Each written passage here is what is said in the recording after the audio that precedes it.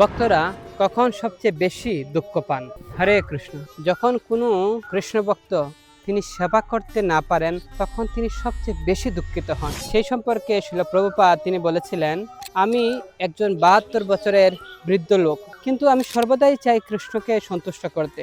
আমি কখনো ফ্রি থাকি না। এই জগতের সমস্ত লোক তারা যে চাকরি করুক বা কোনো ব্যবসা করুক, তারা একটা সময়ের সীমাবদ্ধতার মধ্যে থাকে। কেউ ৮ ঘন্টা, কেউ সর্বোচ্চ ১০ ঘন্টা কাজ করতে চায়, তার উপর কাজ করতে চায় না। এবং ৮ ঘন্টা যে সেবা করে সেখানেও তারা ক্লান্ত হয়ে যায়, তারা ক্লান্তি অনুভব করে। কিন্তু কৃষ্ণ ভক্তরা ২৪ ঘন্টা তারা সেবা করেও ক্লান্তি অনুভব করেন না, তারা সর্বদাই আনন্দ থাকেন।